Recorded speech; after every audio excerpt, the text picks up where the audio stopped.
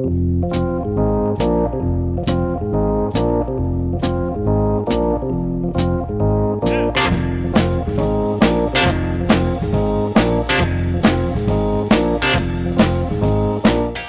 to the Two Blokes Chatting radio show on 94.7 The Pulse. Music, interviews, news, and, well, Two Blokes Chatting. Now, here are the two blokes. 'Cause I've been everywhere, man. I've been everywhere, man. Across the deserts bare, man. I've breathed the mountain air, man. I've travelled, I've had my share, man. I've been everywhere. Been to Tullamore, Seymour, Lismore, Mooloolaba, Nambour, Roochdore, Kilmore, Marillaba, Birdsville, Emmaville, Wallaville, Connemara, Connemara, Strathround, Proserpine, Alladala, Darwin, Gingin, Lilliquin, Muckdilla, Wallumbilla, Bougainville, Cumberland, Ramakiller. I've been everywhere, man. I've been everywhere, man. Yes, it's time for Regional Roundup, and today we've not exhausted our supply of Victorian towns, but we've decided to extend our horizons. And if you're extending your horizons, why would you not extend them north to a town called Rolleston in central Queensland, where we find Trina Patterson. Good morning to you, Trina. Hey, how you going, Neil? Doing very, very well indeed. Thanks for joining us from the middle of Queensland. Give us a bit more direction than purely and simply it's in the centre of Queensland, because my recollection is Queensland's a big place. Yeah, we're in the Central Highlands of central Queensland, so we're not that far below the Tropic of Capricorn. So we're probably about 3.5 hours drive southwestish of Rockhampton and 1.5 hours drive southeastish of the town of Emerald. And I love the definitive terminology there, southeastish and southwestish, because Rob, he's keeping up. He knows roughly where you are now. And what do the good folks of Rolleston generally do to entertain themselves and earn a quid? In the area here, it's mostly beef cattle, and there is also there's cropping in that as well, wheat, other grains and legumes and that, but probably primarily beef, and there is also mining and coal mining and gas as well. Unfortunately, it's an area that's rich in other resources as well as good grazing land. We've heard a lot about the increased rainfall up in Queensland. We always know you have these tropical rain periods, but we also know that Queensland is hot and dry. So what's the general climate like at Rolleston? At the moment, it's lovely and cool. It's probably about 18 degrees. It's trying to rain.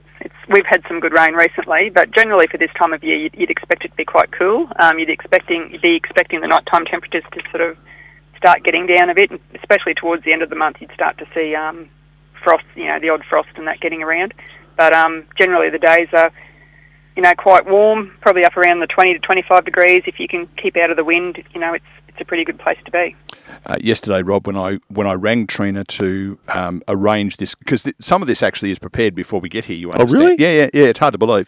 And she gave me short shrift. She said, "Hey, I can't talk long. I've got to go and mow the lawn before the rains come." Did, in fact, the rains come yesterday, or was that just an excuse to get me off the phone?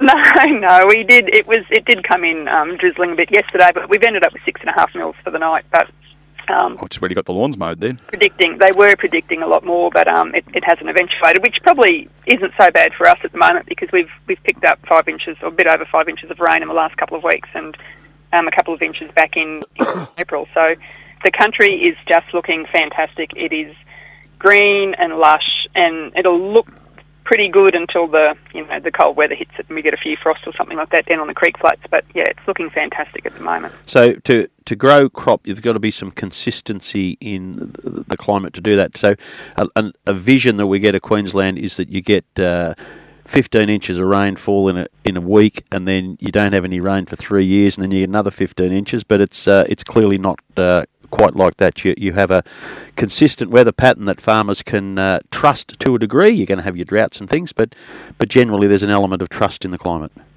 Yeah, there has been. Probably it has changed in the last few years, and we've just got to adapt to the changes and try and keep up with it all, because even the BOM is having trouble predicting what's going to happen. So That, of course, being the Bureau of Meteorology, in case people were concerned about some kind of explosive device.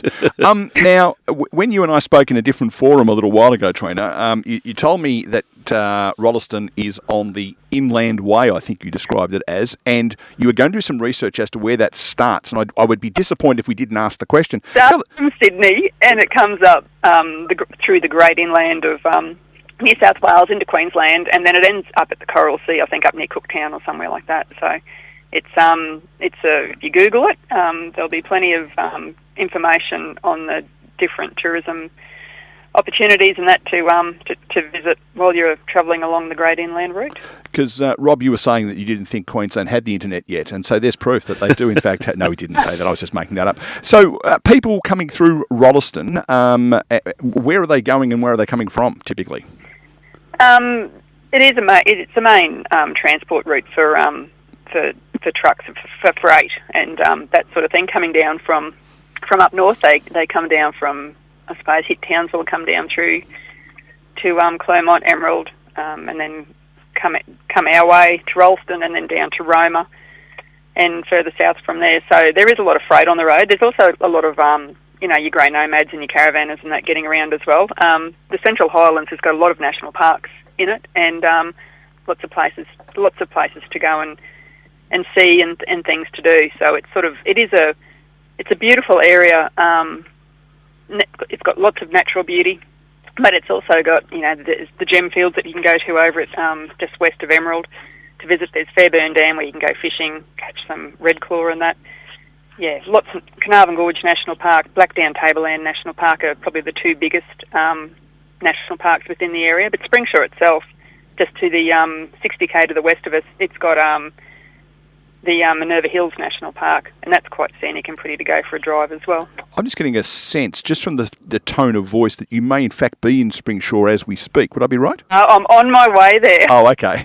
Maybe I had a little bit of an insight as to what was going on there. Trina, most of our guests we talked to about the effect of COVID on the community, but we know that most of the activity's been around the capital cities in each state, and because Queensland's so vast, it's something that may not have impacted on you at all, but has it out there in the central part of Queensland?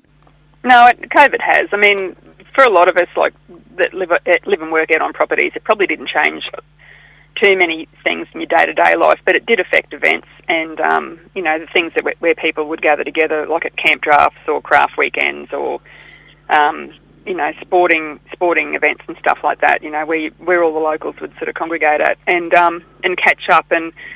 The local show, the pastoral and agricultural shows, a lot of them were affected by it as well. And even now with employment, if anyone has got COVID, they've got to stay home. So then it's, staffing becomes an issue for a lot of businesses and that. So it's, it has definitely affected the state and the rural areas and also getting. Like if you need parts and stuff like that, businesses further afield are affected by COVID, and then you're waiting longer to get your your parts for your machinery or whatever it is that you might need to keep your business going. And another thing has been quite common all my life, but very much so during this COVID period, is that we down here in the south and even the eastern states look at Western Australians, go, oh, geez, they're different over there. And the Queenslanders, oh, geez, they're different up there. There's a bit of alienation, and it's probably been exacerbated by the actions of the two state governments to a degree. But do you, as residents of Queensland, feel a bit of disconnect from the rest of Australia, or haven't you bought into that political nonsense? Regional Queensland feels disconnect from the southeast corner of Queensland. Yeah. There's a huge divide there. Noisy. The noisy wheel gets the most attention, as they say. Yeah. Yes. And does that? And possibly, I don't know about disconnected from the rest of the country as such. It's probably more disconnected from, I suppose, from Brisbane and that southeast corner area, and then possibly, probably Sydney, Melbourne, I suppose, would be the next ones that you might feel a bit isolated from, but. Not that much though. I think it's more a state thing rather than a country thing up here. Yeah, well, Trina, we are going to need to wind up our conversation, much as we'd love to sit and chat. Rob's about to get up. He's actually got up and walked out. That's how interested he is. He runs the next program, and so he has to go into the other studio. So a moment just to thank you for taking some time out of your Saturday morning to chat to us on the Two Blokes Chatting radio show. Drive safely to Springshaw, and we'll look forward to chatting to you again somewhere down the track. Good on you. Thanks, Neil. Goodbye. Thanks, Trina.